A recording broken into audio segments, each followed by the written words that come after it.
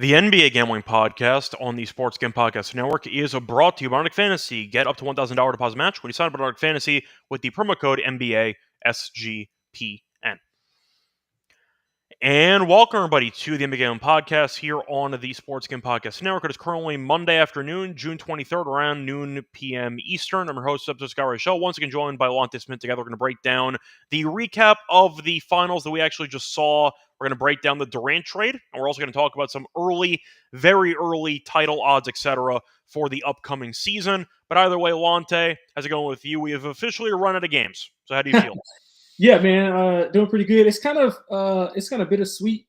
We grinded all 82 plus the playoffs, so it's bittersweet that it's coming to an end, but can do for a little bit of a break. But we'll probably be like yearning for more right after the free agency ends, because we'll get that spurt where summer league draft, summer league free agency, and then we'll go through a lull where it's just nothing content wise. But yeah, man, it's pretty good. I thought we had a good season, so I'm looking forward to reassessing, doing some self scouting, and coming back next year. Yeah, I feel like the spacing between some of the games and the draft is horrendous. I like the idea that you're having the draft basically as soon as the game ends, so there is no real off time, but conceptually, they could have ended the series about a week ago, Yeah, and it would have been a lot better spaced, in my opinion. Now, I'm sure that with all these teams, the Thunder and the Pacers especially, they have a scouting department anyway. They've been scouting prospects anyway. They're not at a disadvantage, despite the fact that their seasons ended later than every other team. But I do think having the draft 2 days after the finals does feel pretty early, in my opinion. I get that you want to go directly into it. Some people are into it. I see that Freeze into it as well.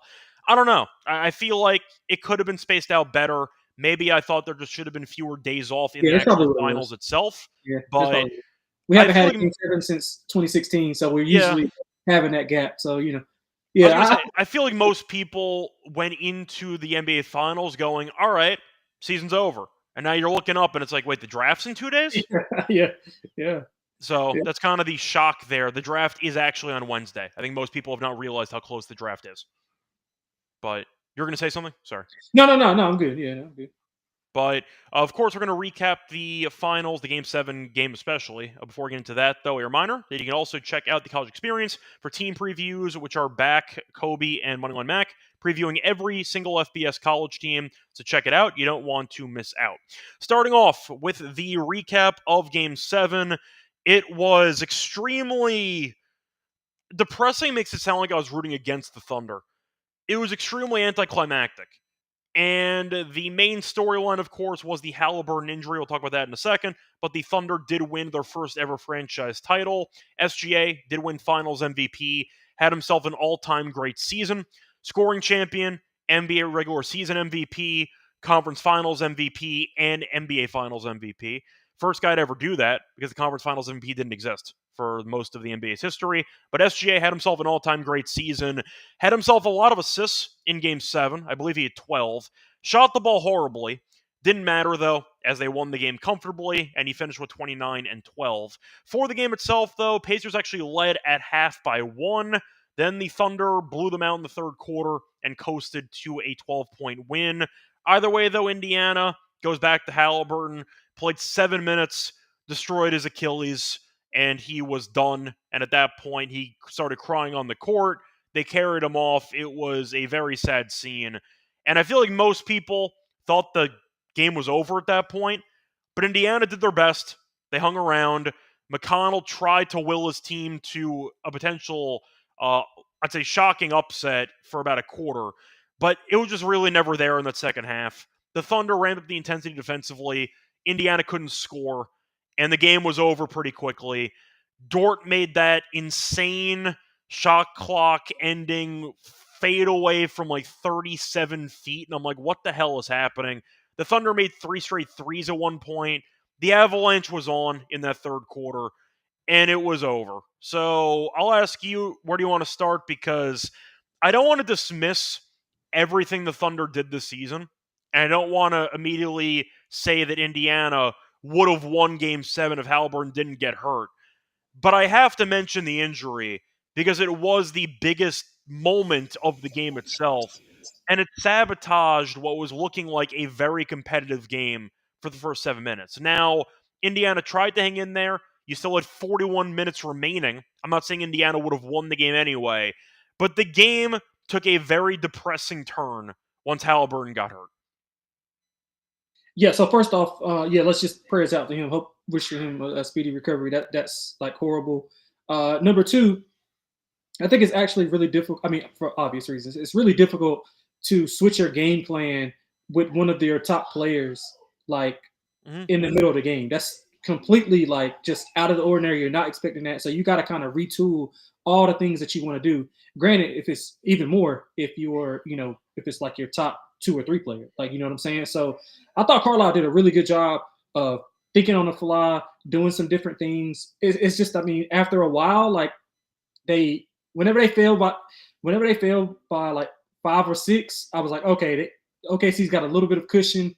They can kind of do some of the things that they want to do, and the pressure was like releasing a little bit, and you can kind of see them getting a little bit more comfortable. Because early on, even after Tyrese went down, I mean, they weren't looking good at all.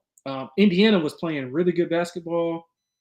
TJ got going in that third quarter, and for like 14, I think 14 to 15 minutes, like of real time, like nobody scored but TJ. I think the first basket that wasn't TJ was like a Siakam turnaround with like 8 minutes left in the fourth quarter. So a lot of those guys didn't come to play. Neesmith, Toppin, and Turner, your boy Turner, they all combined. We'll get to him. Don't worry. We'll get to him. They all had less combined points than Tyrese Halliburton, and he played 9 minutes. Like that's the story of the game right there. They turned the ball over 22 times. We all know that's a recipe for disaster with OKC. But I mean, I just want to give the Pacers credit because they could have folded. They did all they could. Yeah, they could have folded after the Tyrese thing, and they didn't. They fought and they proved everybody wrong, regardless of they lost, but they proved everybody wrong. Everybody thought it was going to be a quick series, including myself. Like, and they showed that they were not only just competitive, like they were on the verge of winning that series comfortably. Like it was going to be 3-1, and then Shea happened. So I thought they exerted themselves as one of the premier teams until we got to the Halley injury, which is really bad, man. I felt bad for him. I think we all did. And it sucks always. Yeah, it sucks always to see like people get injured, regardless of whether they're Tyrese Halliburton or even like James Wiseman. Like this is a third Achilles injury that the Pacers have suffered. That's definitely though an unprecedented injury just based on the actual situation. The closest comp, I guess, is Derrick Rose or Kyrie when he blew out his knee. But Game 7 of the finals and your best player blows out his Achilles in the first quarter. That's horrible, man. Yeah, I've never seen that before in my entire life. That's I wish you wouldn't have. But yeah, I mean, credit to the Pacers. I mean, I know we're going to talk about the Thunder, like, and their reign or whatever going forward. But man, you got to credit Indiana, their fans, like their organization did a hell of a job this year and last year. Like this is not just some, some people thought, and I was like in the middle. I didn't think they were going to fold that, like go back like the Hawks did, but I did think they would, be, somewhat in the middle. Fine. I didn't think they would. Yeah. I think they would get back to the Eastern Conference. I mean, credit to them. They weren't a flash in the pan. They got really good players. They developed well. Extremely good depth. They got a good coaching staff. Like it just sucks that Tyrese is pretty much done for like probably a year and a half. You know what I'm saying? And that really sucks because you now have to like change how you are gonna do things for this upcoming year. And who knows what happens in between that time. It's a lot that can go on. I mean, windows in the NBA we know are short, but it's just like, damn, man, like you got to change your whole trajectory of your franchise for the next 2 years, basically. Yeah, pretty much. I'm trying to think of anything else to really add. We're going to talk about the Pacers in a second with what they're going to do next because the Halliburton injury throws a huge wrench into their plans. But I do want to point out, you mentioned a stat there with Halliburton outscoring a couple of other starters, even though he played 7 minutes. I want to point out a fun stat for you. Siakam, Turner, Obi, Thomas Bryant, and Tony Bradley. The entire front court for the Pacers. Now, I will point out that Bryant ended up playing 1 minute in the game. Bradley played 5. But anyway, that entire front court got out-rebounded by Benedict Mathurin.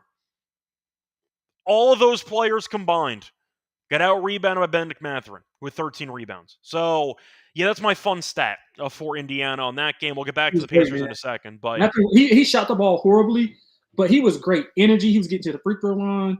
Like he was really like he was one of those guys that I mean, obviously TJ was as well, but yeah, like those two and Siakam was okay, but he just wasn't as good as you needed him to be without Tyrese. But like those guys, man, they like would you bring Mathurin back? I think he's a restricted free agent. I think you have to bring him back. Yeah. In reality, I understand he's a polarizing guy, but the truth is he made no type of all NBA teams, all whatever. You can afford him. You can pay for him. He's not that expensive. Rosie shouldn't be. Somebody will overpay. Somebody will probably overpay. You But have in to reality, match. Mathurin, he can at least give you some great minutes off the bench. I do think you have to keep him as a sixth man guy. Could be a sixth man of the year candidate in the Yeah, future. but he's So, like Rick doesn't really like him like that. That's the issue. I get it. I'm just saying for this team, I think he has a role on this team that's tough to replace, in my opinion. Because look, even though a lot of his points were, I don't want to say irrelevant, but he did some solid performing in the fourth quarter. What do you want him to do? It's the NBA Finals, final game of the season. He's playing all 48 minutes. Like, that's what you want from your guys. So I'm not going to, once again, I'm with you. I'm not going to take his points with a grain of salt. He tried his ass off. It is what Yeah, it is. yeah, He had a really bad series, and he picked it up in Game 7. It didn't matter in the end, but he tried. He played well. He had 24 and 13. So I thought Mathurin played well, but it didn't matter. I do want to talk briefly about the Thunder because even though we'll talk about the Pacers in a second and their future, the Thunder, despite looking a bit unimpressive over the course of multiple series, mostly the series against Denver and the series against the Pacers, none of that matters. The Thunder are the champions. The question is, where exactly are they going to go from here? Because they have 5,000 picks. They won the title. They're going to have to pay some guys a lot of money. So I'll ask you, because we're talking about the Thunder now in a certain dynasty lens because of how well positioned they are compared to the rest of the league. With the apron system, with the picks they have, they can be creative.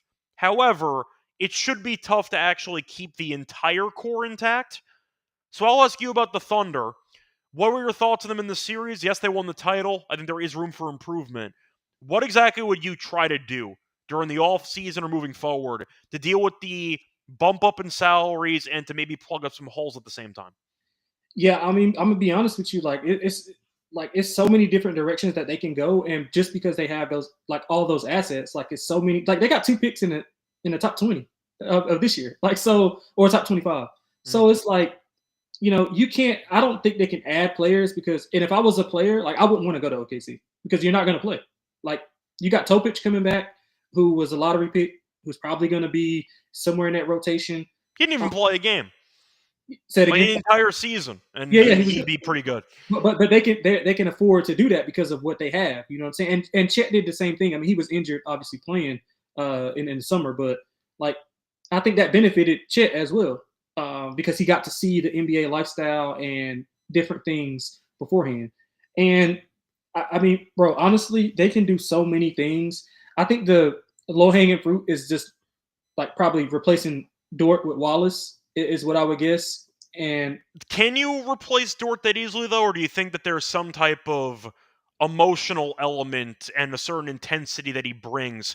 I don't want to compare him to Dylan Brooks, but you get what I'm trying to say? yeah, A guy that has a certain edge to him that might kind of be contagious with the yeah. rest of the team. I don't think that. I think if they have to do anything, if they have to do something, I think Dort will probably be the easier one to get off Yeah, of. 100%. Yeah, but again, you have to ask yourself this apron and all these different things that are being implemented. It was already hard enough to start a dynasty or go back to back with the same players. Then, back then when we didn't have these restrictions, and now that you have all these different types of restrictions, it's really tough to keep a team together. Granted, I know they're young, but these guys got to get paid. It's a lot of money. Yeah, and you can't pay everybody, so something, and you can't play everybody, you can't pay everybody, so something has to give. You can't draft. They got so many draft picks, bro. So many draft picks, and I think I consolidate those, and maybe I don't know if they want to swing for somebody or what. It's really tough for me to kind of gauge what they are going to do, but they're obviously smart organization with Presti and all those scouts and different things. So I'm pretty sure they'll try to get creative. Maybe somebody takes less. I mean, we've seen it before, and Jalen Brunson took like what, almost $120 million less. So maybe we see that. I think that's more of an outlier though, because Brunson was a good player who That's fair. blossomed after he got paid the, in hindsight, very cheap contract. It's not really the same. Yeah. Yeah, so it's tough, man. Like I really don't. I'm gonna be honest. I don't really know where to start with what they can actually do. I mean, the one thing you do know is like they can't bring 2 more first round picks on their roster. Like it's impossible. You can only roster 15 people, and then Yeah, pretty much. like so. And Topic is on the way too. Yeah, like so that's really tough, man. And everybody's under contract. Like all their core is under contract. So that's the problem that you have with this apron system in a different way. They're so good that they're screwed because they have set up a perfect infrastructure and they're basically being punished for it because their young players are too good. Too fast, too good. That's kind of what happened here, where the Thunder, I don't want to say they're going to have to trade one of their main guys, but you have to keep J-Dub and Shea together at this point. You're not going to get rid of one of them. Shea's going to stay for his life with OKC. J-Dub's going to have to stay. You can argue it might be overpaid at some point, but he's the second best player on the title team. He had 40 points in a finals game. Yeah, no overpayment. There's no overpayment. No, that's what I'm saying. Yeah. Chet is the interesting elephant in the room. Shout out to him, by the way, who had a great Game 7. Great. He had a pretty bad series in general. He had 18 points and I believe a final single game record 5 blocks. Incredible. So he was very good in Game 7. But if there's one area you could in theory improve upon, and if there's one guy who might be paid a lot of money as a restricted free agent that you might have to consider, I don't want to say cutting ties with, but you know what I'm trying to say, it would be Chet out of those 3 guys. Yeah, I mean, yeah, that's a no-brainer if they have Correct. to. So, once again, they're in a tough spot in the future. Yeah. It's a good problem to have when you have that many picks and they've you been have that through it much before. talent. They've been through it before. But they're being punished for being really good at running a franchise. It's tough, man. That's very tough. They've been through it before with Harden, Ibaka, KD, Russ. Like, so I think they can probably get creative and maybe do some things that are out of the box. But I just don't know what. Like, I mean, you know, if I did, I'd probably be trying to work for you ever look back at that Harden trade to Houston? It wasn't good. Good. They got Steven Adams in that deal in hindsight. You got Jeremy Lamb. Congratulations. It was not a good deal for OKC in hindsight. But, yeah, so OKC I wanted to mention briefly. Of course, we'll mention them a bit more when we get into the finals odds for next season. But they do have some problems on the horizon.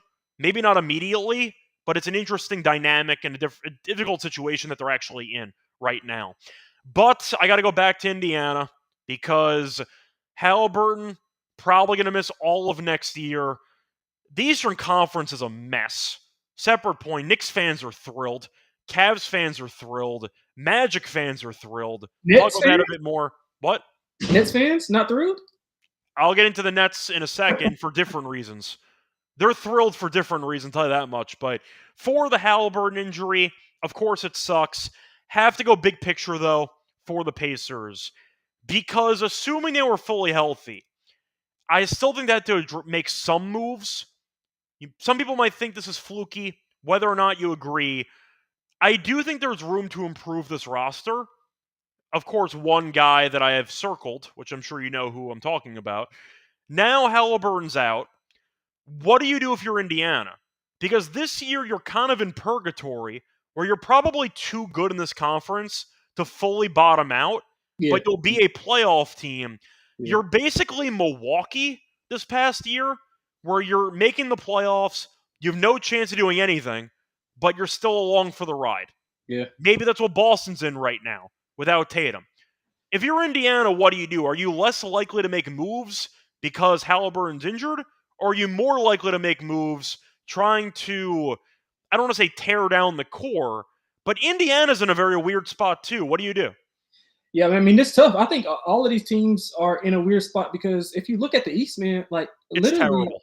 Yeah, like it's so terrible it's good. Like it's going to be so intriguing to see these teams battle and fight because, like, let's say for instance, like Indiana, like as currently constructed, like if nothing happens and everything stays the same, assuming McConnell's the new starting point guard.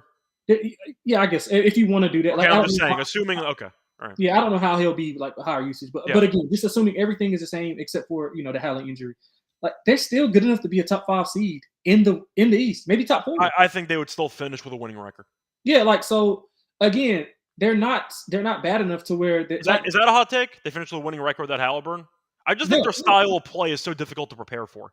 no, they can. I mean, they've proven it game after game. They can win without him. Yeah. Like they can, Still a but lot of wins, but when you have the Eastern Conference being that bad, Indiana, I think, should still be a top 6 team in yeah, the yeah. I Eastern think they will Conference. be a top. I would say top 5, They top would 6. not be in the plan. I think they'd be better than Yeah, the plan. yeah. So again, now do you want? You obviously know your ceiling is limited unless you get a certain caliber of player, and I don't think that caliber of player is on the market. Something that they would kind of swing for, especially with the timeline that they've been on.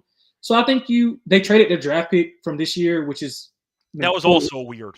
Yeah, well, no, it was good because it's just like, okay, with our timeline, like we don't need that pick in the 20s. We can just refer it to next year, and next year's draft is deeper from about 15 to 25 than it Oh, no, is. I just meant it was weird they made that trade during the finals. Okay, yeah, okay, not the trade itself. Okay, No, yeah, not the trade. I thought was okay. Just the timing of the trade made me laugh. But then I yeah, remember okay, the draft is on Wednesday. So they were yeah, running out of time to actually do this trade in the first place. yeah, I got you. So yeah, so they probably would, if you had to, ask them like, hey, you want that pick back? They probably would just to bring in somebody to maybe develop for a year, and it will probably be a point guard is what I would guess. Um, but again, man, like I think they still have guys to be top 5 and to scare somebody and maybe get to the second. I mean, it's the East. Like they probably can go back to the final, to the Eastern Finals. Like you literally don't know because off the top of my head, I mean, obviously Knicks, Magic, um, Cavs.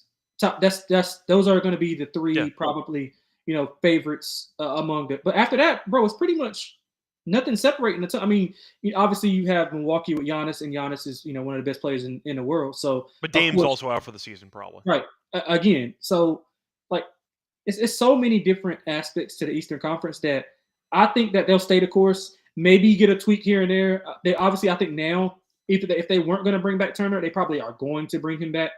Um, and again, man, I think they'll be somewhat around that 5-6 seed, and they'll probably win a first round game and push somebody in the second round.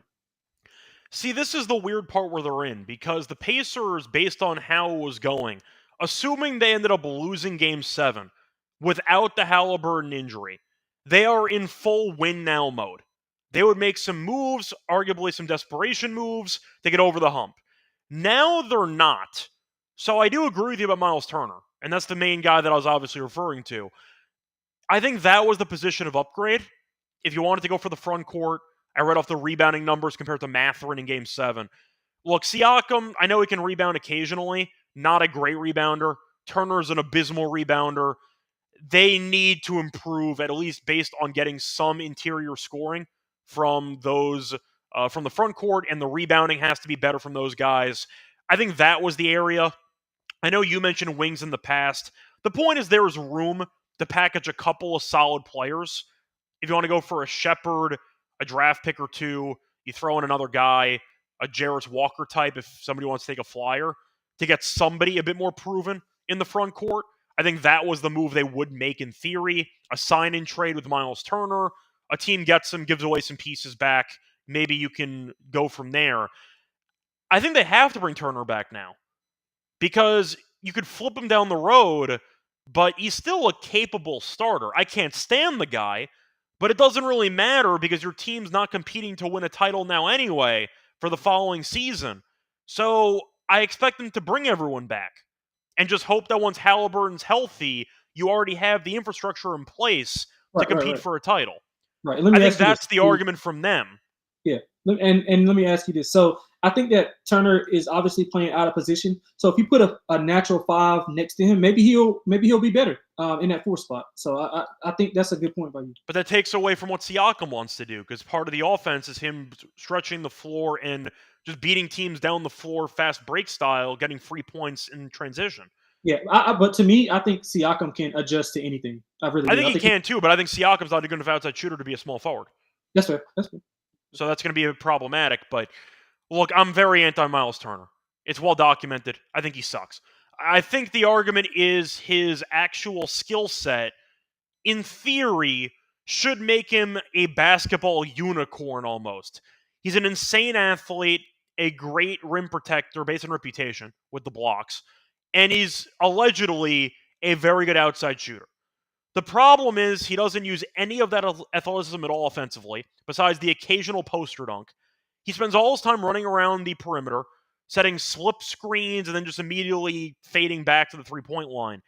He's invisible all the time, and I don't think he's as good as people say that he is. So, look, I thought he was useless for almost the entire series. He banked in a three-pointer in game one.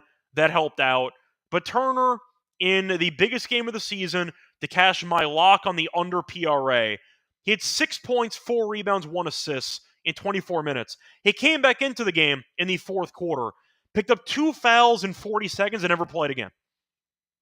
He got benched for about the final 9 minutes of the game. So, look, I think everything I've said about Turner over the last couple of years was on full display in the series. I'm very anti. I think he's an overrated player. And I do think his lack of rebounding and his lack of, I'd say, paint scoring and aggression really can kill you, because at times you're playing 4-on-5 offensively. And when that three-point shot does not fall, he does not do much else to help out your team. He did in that one game against Chet in game 3, where defensively he was a lunatic in the fourth quarter. But once again, I'm not going to keep beating this dead horse. I think Turner is just not a great player, and I think he's going to get paid a lot of money for a guy that I think is not very good. I get the argument is, once again, when it's good, it's very good. When the shot's falling, he's very, very tough to deal with. The problem is when the shot's not falling, there's a lot to hate about his game, and you're going to pay him a lot of money. So I'm not a Turner guy. I would have flipped him, gotten something in return, but now you're kind of stuck with the Halliburton injury, so I don't know what they're going to do. I'm assuming they're going to run it back, if I had to guess. But anything else you want to add for Indiana? Am I too harsh on Turner, or do you agree? I mean, listen, I'm not the. I'm a little bit higher on him than you are, but he has talent. I just don't like his play style at all. Yeah, There's yeah. no way a guy that size with that much vertical and jumping ability should be this bad at rebounding. Yeah, I mean, it's the same thing with Jaren. Yeah, pretty much. Like, But he's also bigger than Jaren too. Yeah, so I like both of those guys a lot more than the average person. But I mean, I can't really sit here after that performance in not just this game, but in this finals. No, he just modeled his rebounding games after Brook Lopez, and I can't stand it. A guy that athletic should not be playing like Brook Lopez. Yeah, so I can't really sit here and make the case for him. But I do think if they pair him with another big, he'll be a lot more effective. That's how I feel. But again, you got the Siakam thing. I totally understand that. But I do think he'll benefit more from being beside a big man. I mean, maybe a younger one if they want to develop him. I know we're not draft stuff, but I like somebody like Thomas Sorber next to him. Somebody big, physical, who can learn under him and also do the dirty work. Kind of like obviously not comparing the two. It's kind of like with Chet, with Hartenstein. You see how different of a player Chet was with Hartenstein and how different he was without him. That makes a big, big difference. So I think that's the AD argument where he never wanted to play center. The difference with AD was he's good at either one. Correct, but the argument is some guys feel more comfortable and their games might fit a certain position instead of others. Yes, I know they're 7 feet tall, but some guys prefer to have that other, I'd say, front court support in the starting lineup. Yeah, and AD was effective when he had, JaVale, Dwight. But again, I mean, bro, you can it's approved. It was data was suggested hey, you're really awesome at the 5. We do really well when you're at the 5. I mean, he just didn't like it. It's both. I'm saying there is some personal preference involved too, where some guys just prefer mentally to play with another big man beside them. Yeah, and some of them are beneficial to each other. Yeah, I agree. So there you go. But once again, they're going to bring back Turner. I was not surprised that he no-showed a bunch of games in that series because I'm very anti. But anyway, felt good to cash my lock of fading Miles Turner in the final game of the season. Before we get into the other breaking news that actually happened in the NBA over the last day or so, a reminder that we are brought to you by our sponsor, which is MyBookie. Because they're available a ton of locations, use crypto for all these payouts. You can also bet on the MLB, WNBA, golf, UFC, you name it. They're also available for the NFL. If you want to bet on some futures, they have easy deposits and fast payouts. When you head to mybookie.ag, though, use the promo code SGPN. You get a 100 cents match up to $1K. terms and conditions of MyBook.ag, promo code SGPN. We're also brought to you by Circa because they are still hosting the Ultimate Fantasy Football Experience for a 12-person league. They're out in Vegas. Be sure to give VIPs for your stay. Get a home ride from the airport, a 5K tab for stadium swim and a hotel stay for you and your 11 league mates. You can always get 15% of everything at Circa Properties with the code SGP15. And a reminder, last chance to enter the contest at sportsgamebox.com for Circa. That's sportsgamebox.com for CIRCA. Welcome back, everyone, to the NBA Game Podcast. Finished going through the finals recap and potential offseason plans for the Thunder and the Pacers. Time to move on into the other breaking news. We had a trade that happened involving a future Hall of Famer. Kevin Durant ended up getting traded to the Rockets. He's returning to Texas, so nice to see that. But the Suns, in return, got Jalen Green, Dillon Brooks, the 10th pick in the upcoming draft on Wednesday, and 5 second-round picks. Same amount of second-round picks that the Bucks gave up for Jay Crowder. Fun fact. Anyway, point is, for this trade itself, Durant, I feel like, was expected to go for a lot more. A lot of teams didn't want to pay that because of age, durability, contracts, and maybe some locker room stuff as well. But I'm assuming mainly based on age and durability concerns. I'll ask you, for this trade, we know that the Rockets were on the short list of teams that were in serious contention to get him. Starting off with the deal itself before we go big picture, what were your thoughts on the trade? Were you surprised? Did you think this package was in the ballpark of what you were expecting? Or do you expect to see a bit more? Honestly, I think it's about what we would expect. Honestly, I wouldn't have thought they would have had to attach the 5 second-round picks. I get why Phoenix wants them because they have no picks at all. So I get why they would want those. But I thought the 10th pick and 2 players would have been fine. But I mean, if I'm the Rockets, I wanted to keep Jalen Green. I understand what he, this is first time through the playoffs. The team is not, they can't shoot. His best ability is get downhill. It was some things there. I like Jalen Green more than the average person. I think that's. Well, I'm going to ask you, though, in order to actually get Durant, because the Suns wanted a young scorer in return or a young player. I'm giving him Jabari. Do you think Jabari Smith swapped for Jalen Green is enough to get this deal done? Well, what I would have, my proposal would have been, hey, I'll give you. I didn't even think they had to add Jabari. I would have been like, okay, well, you want. Well, the point is Jabari swapping for Jalen Green. I'm wondering if it wasn't Jalen Green, who else would you have had in the deal? I would have traded them. Hey, take Reed Shepherd, take Cam Whitmore, take Dillon Brooks, take the 10th pick, and I'll give you those 5 second rounds. I don't know if that's enough. You don't think so? I don't know because they're the Suns. They're probably going to flip Jalen Green anyway. It's a difficult spot for the Suns because they're screwed either way. They have no picks. They have no future. They're dead. Right. And the Beal contract killed the entire franchise. So yeah, I would want I understand. Jalen it's Green the unproven part. Shepherd barely played last year. I know he could be solid. We don't know. Whitmore also did not play that much. Seems to be a bit of a, I would argue, but personality-wise, a bit polarizing. To me, they're not going to compete with either trade. They're not competing. You're not going to. No, correct. But I'm just saying the Suns wanted one proven scorer back in return. Yeah, I get it. I don't think that would have been enough. Jabari Smith, maybe. But I think Jalen Green, based on how that series went against Golden State, I think it was a foregone conclusion. His time in Houston's done. But I'll ask you, though, if you had a choice between Jalen Green in this deal or Jabari, who would you rather have in this deal? If you're the Rockets. If I'm the Suns or Rockets. If you're the Rockets, who would you rather have included? If I'm the Rockets, I wanted to keep Jalen Green. Okay, and if you're the Suns, you would have taken Jalen Green. If I'm the Suns, I would want the I probably would have want Jalen Green as well. That's what I'm saying. So yeah, I get it, but it's just my thing is with the Rockets, you have the leverage.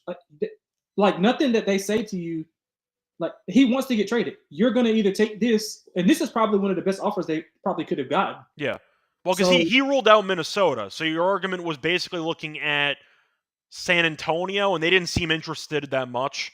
Miami Toronto made some cases, but I don't know if you wanted to play for Toronto. The market wasn't as deep as you might have thought. Yeah, they were bidding against themselves, basically. I understand it, but I'm just saying, if I was in charge, I would want to keep Jalen Green because I think he could be more effective with KD in the lineup. You know what I'm saying? I think he would be better suited to do some of the things that he wants to do because KD can space the floor. Nobody's spacing the floor on that team, and right now, as currently constructed, they look good on paper on the front court. But you trust that backcourt to guard anybody? No.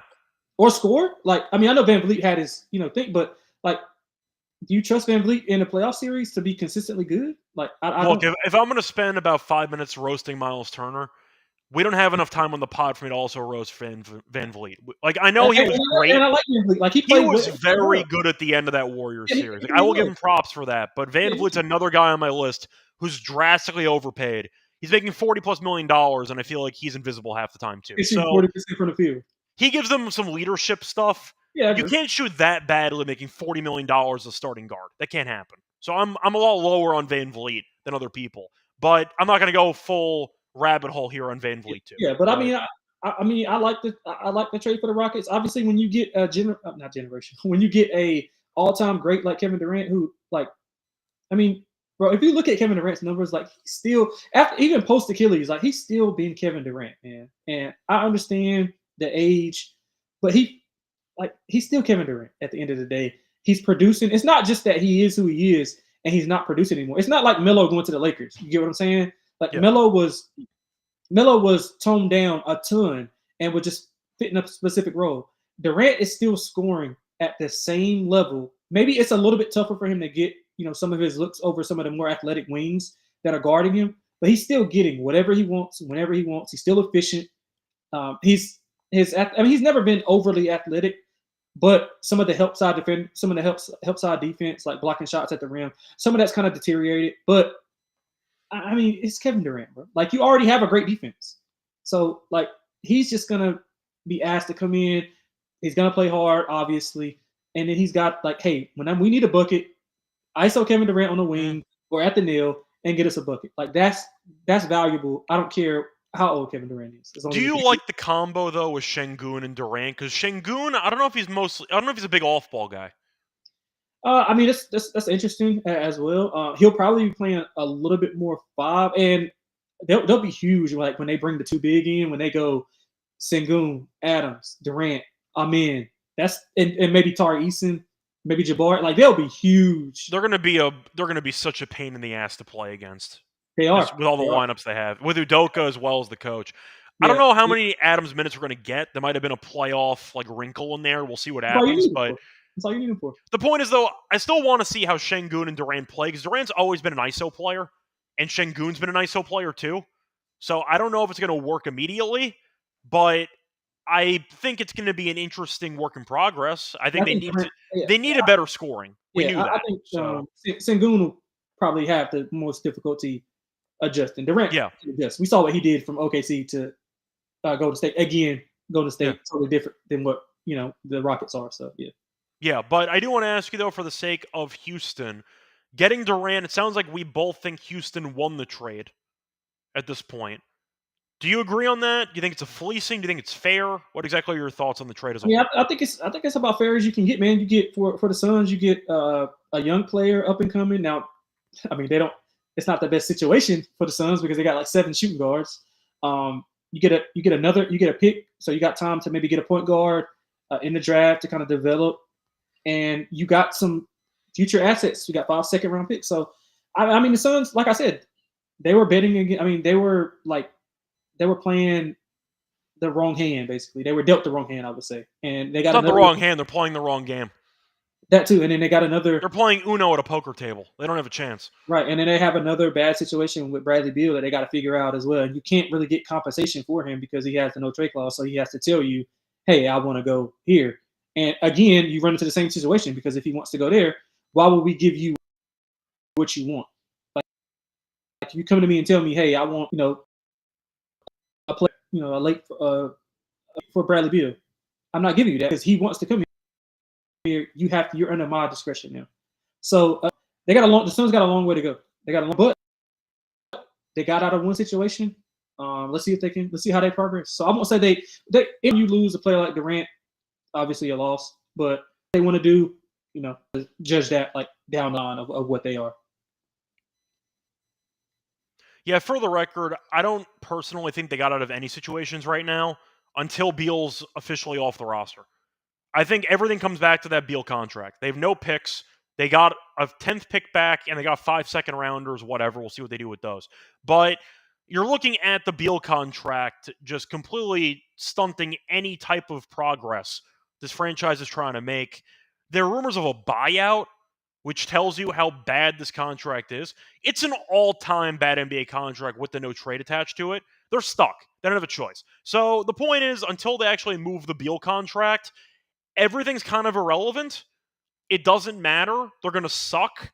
And I think the trio of Booker, Beal, and Jalen Green is hilarious hoops. It's not going to be fun to watch. I think it'll be extremely ugly, but I think it'll be really, really funny.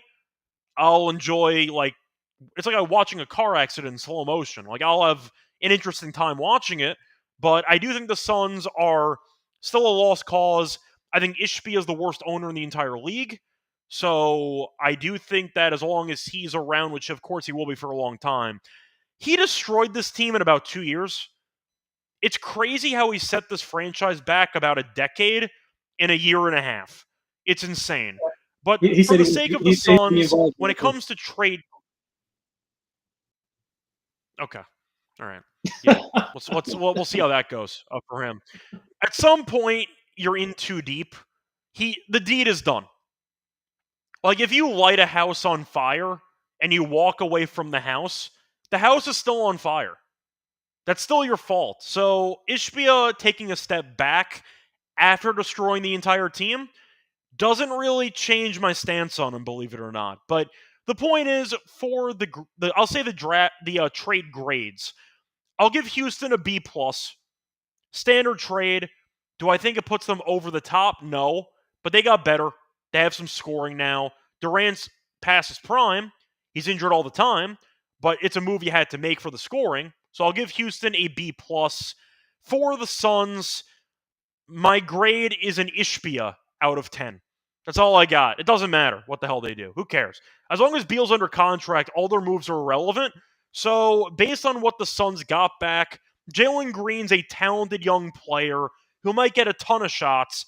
Him, Booker, and Beal might punch each other in the face trying to get 20-plus shots a game. So this might get extremely, I'd say, ugly to watch. But either way, Dillon Brooks is going to be miserable in Phoenix, but he's not going to take any shots, so that's going to work out for them.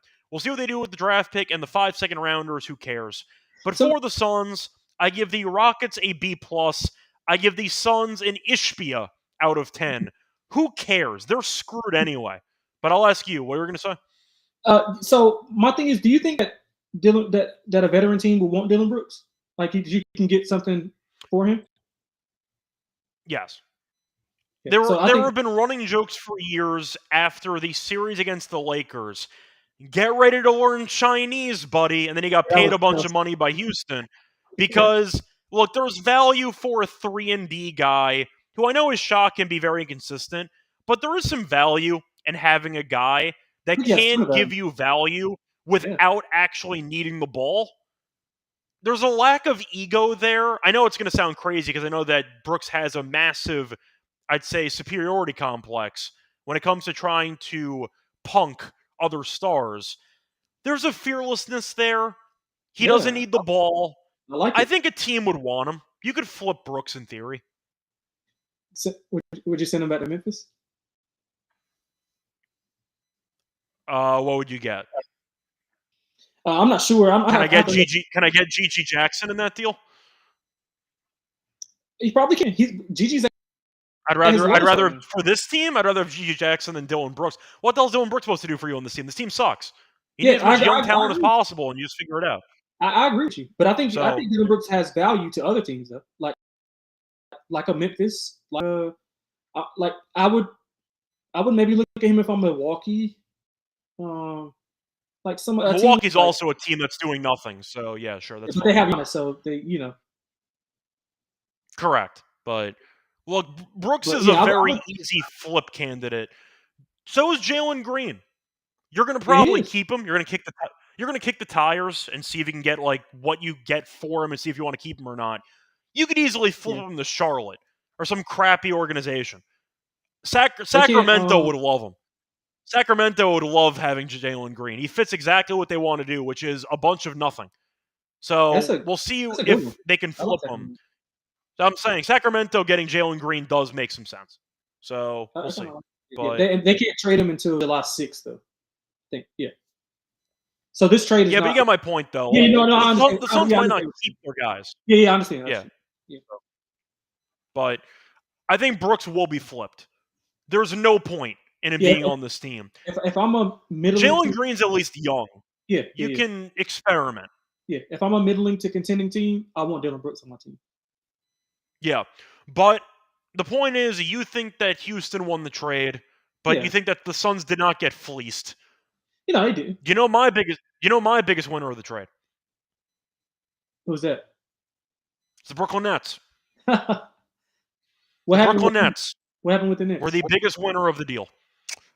A reminder of what the Nets got in the original Kevin Durant deal. Oh, okay. They got Cam Johnson and 9 first-round picks. They got a 2023 pick from Phoenix, 2025 pick from Phoenix, which actually got moved around, but they have 4 picks in the first round, 2027 pick in the first round, a pick swap from Phoenix in 2028, and a first-round pick from Phoenix in 2029. A reminder, that was for Durant. And if you want to throw in the Bridges stuff, they got 5 extra picks from that. You know what, man? I like the Nets front office. I like their coach. I like that they're going to bring some young players in. They maybe try to get a free agent here and there. But man, listen, the Nets. I think the Nets will be competitive next year. The point is, you look at what the Suns just got for Durant after Durant went for 9 first-round picks and Cam Johnson, if you include the Bridges deal to New York. They got Jalen Green, Dylan Brooks, 1 first-round pick, and 5 second-round picks for Cam Johnson, Mikal Bridges, and 4 first-round picks. The Nets are the biggest winner of this Durant deal with Houston. So even as a Nets fan, being unbiased, the return they got and the fact that they have the Suns first-round pick for 2027, a swap in 2028, and a first-round pick in 2029, and the Suns are in the West, oh my God, those could be some really nice picks. The biggest winner is the Nets in this. Now that you put it that way, I agree with you. So once again, I give the Nets an A+ for a deal they were not involved in directly. I'll give Houston a B+. I saw an A- in the chat. I don't mind that too. Ballpark around there, A-, B+. And I give the Suns, I mean, they were screwed anyway. I'll give them a C. A C+. What do you want? They have Beal under contract. It doesn't matter what the hell they do. So that's where I'm at.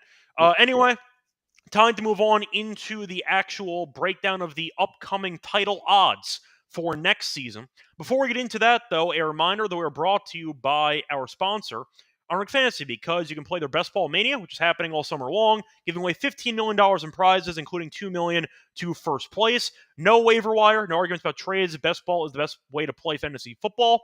They're also available for Pick'em. And when you sign up for your new account, use the code NBSGPN to get a special pick and first time visit offer up to $1K in bonus cash. Unrick Fantasy promo code NBASGPN. We're also brought to you by Rhythm, because Rhythm just dropped a game-changing feature called Power Trends. They are able to detect patterns, rhythms, models. If this is only one, have a high ROI. Power Trends are updated daily, excludes the Rhythm, no touts, no noise, just clean dead-back picks. And when you download Rhythm, check out the Power Trends, start betting smarter. And you also can try it for free for a week by using the 7-day free trial. Go to sportsgaming.com/rhythm to get your 7-day free trial. That's sportsgaming.com/rhythm to get your 7-day free trial.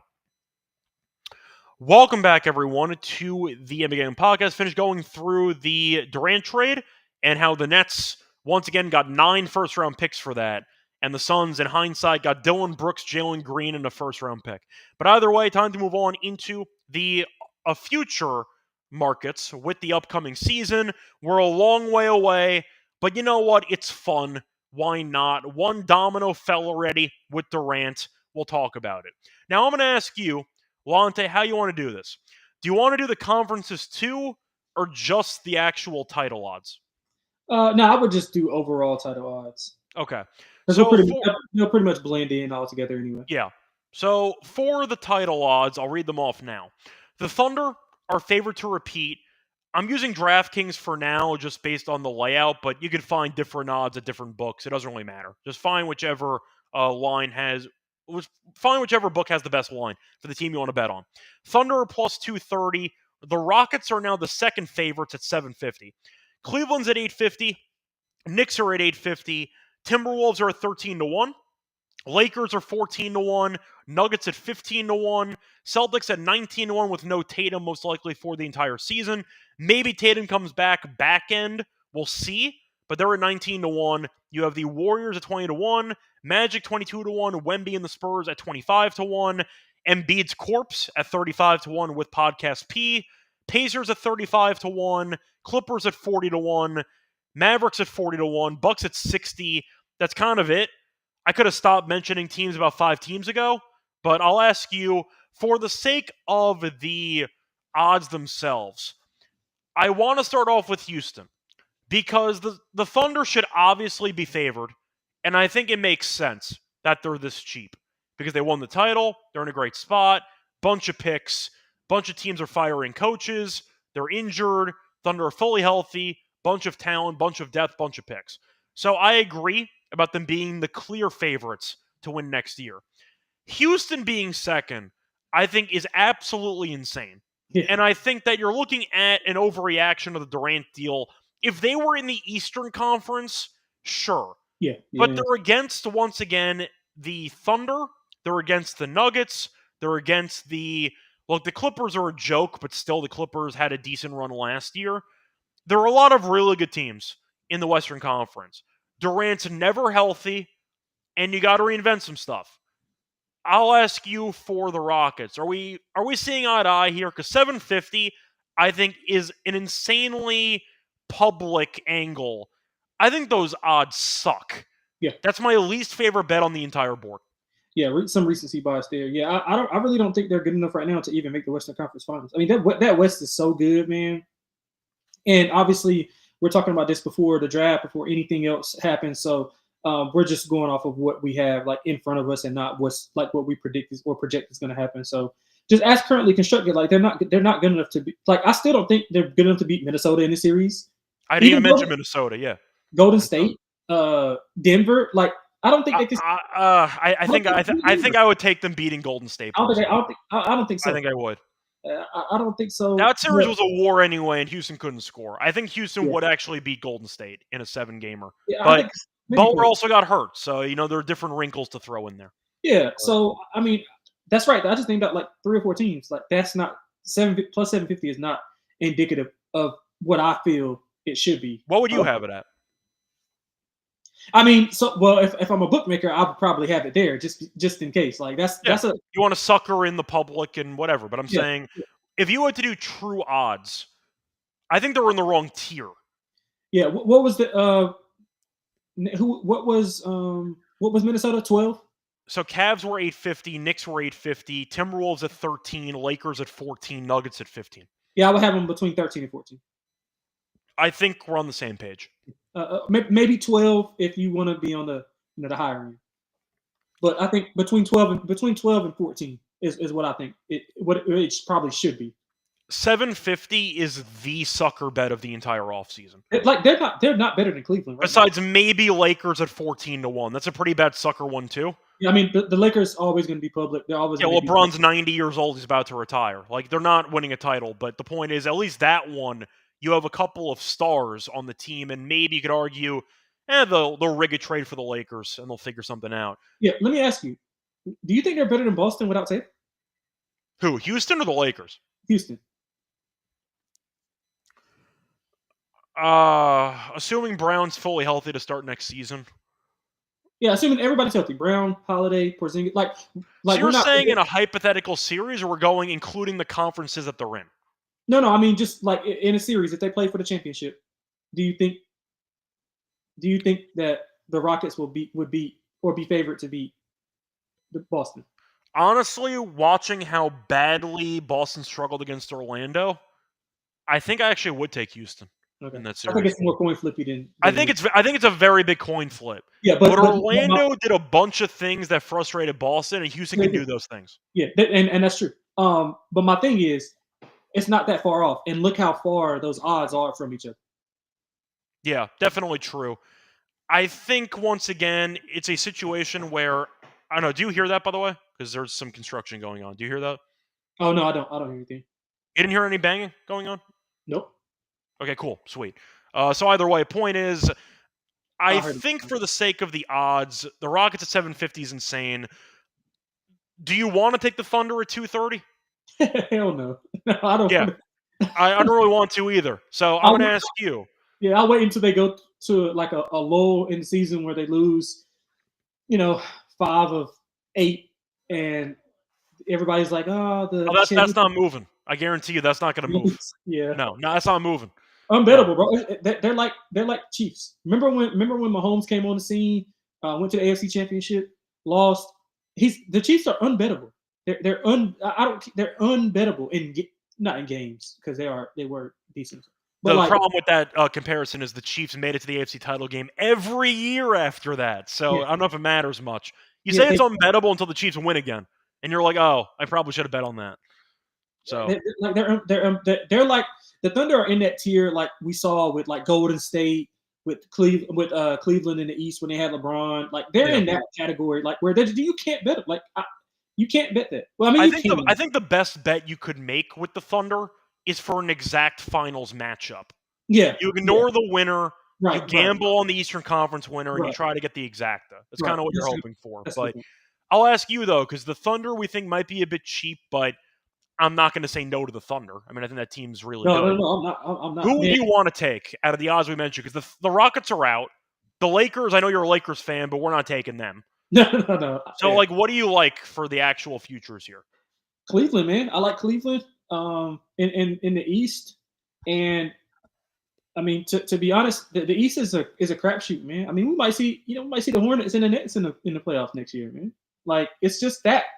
It's I just think the that. Nets would be a play-in team, if anything, but And I the think, Bulls and the Hawks might be playoff teams. yeah, right, right. So I believe that Cleveland has some value because they have the most continuity within one another. I mean, the Knicks as well, but I mean, they don't have a coach.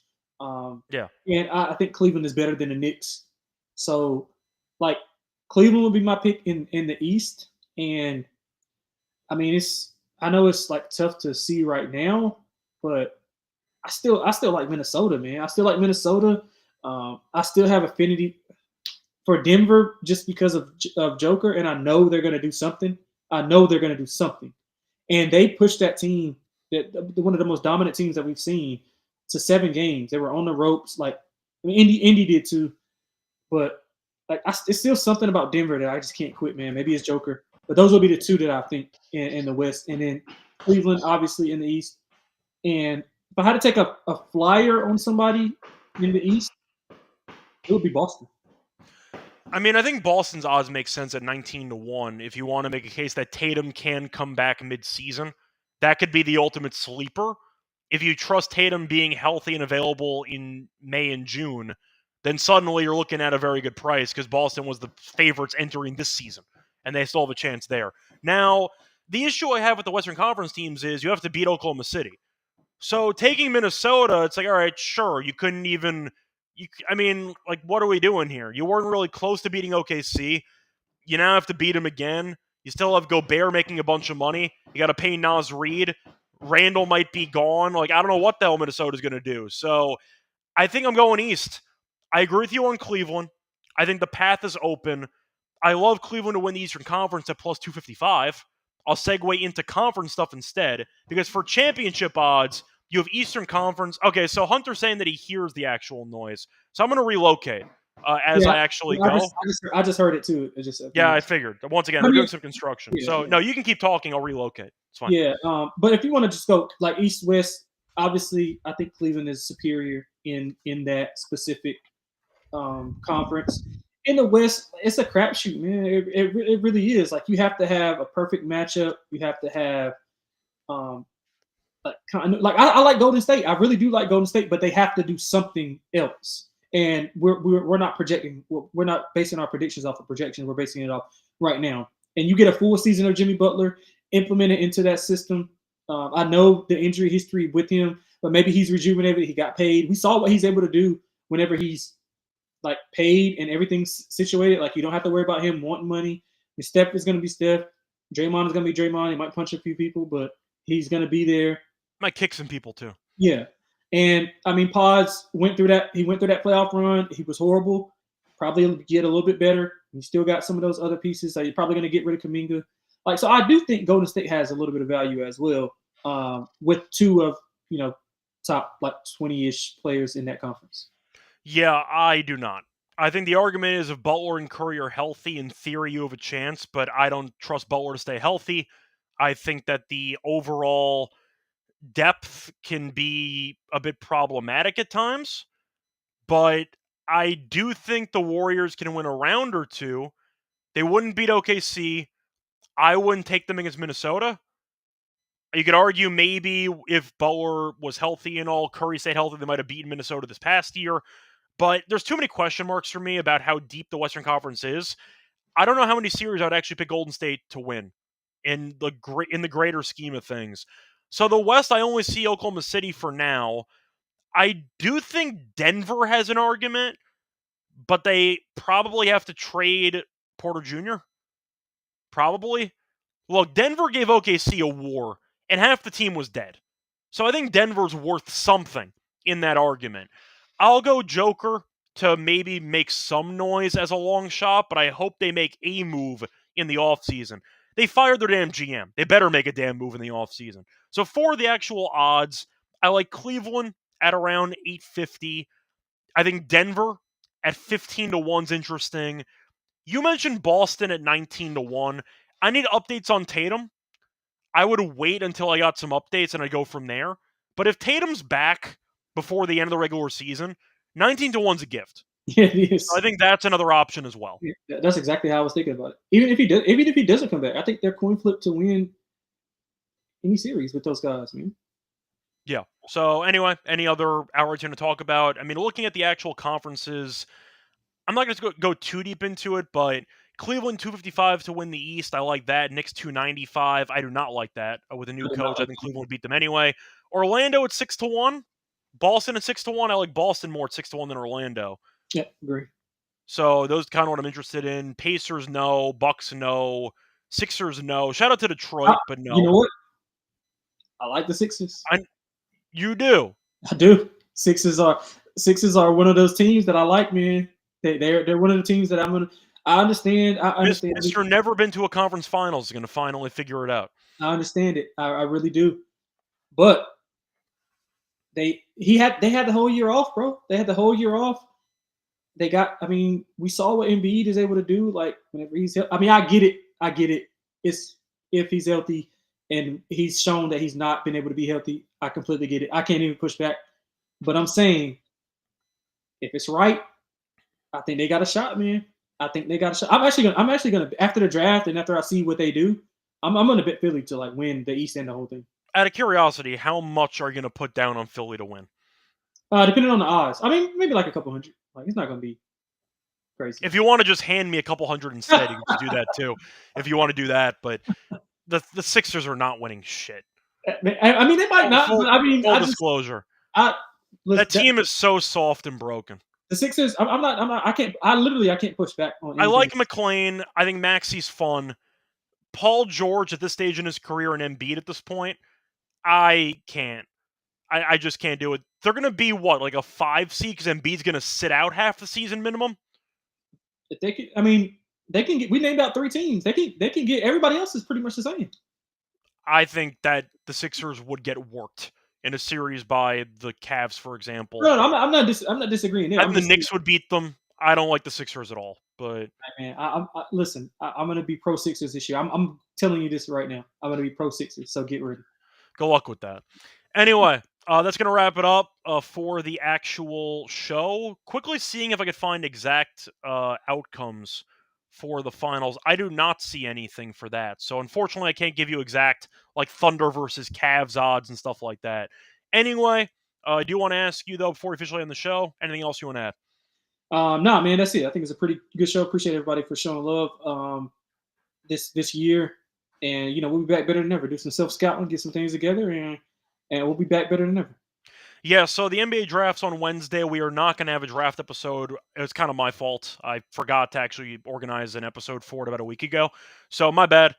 We thought about doing an episode tomorrow, but a lot of odds are kind of already nuked at this point. It's kind of a waste. So we're not going to do a draft episode. we might do a little bit of summer league here or there. Of course, we'll do some free agency if some trades happen. We'll have some breaking news podcasts, but we might be going a bit quiet for the NBA content. We have the WNBA show, of course, which is still on this channel on YouTube. So Terrell and I will still be doing the W almost every day. So check out that as well. But find me on Twitter at Reichel Radio. Find him on Twitter at XLonteXX. Till next time, good luck to all of you and all of your bets. Go Nets. We'll see you next time.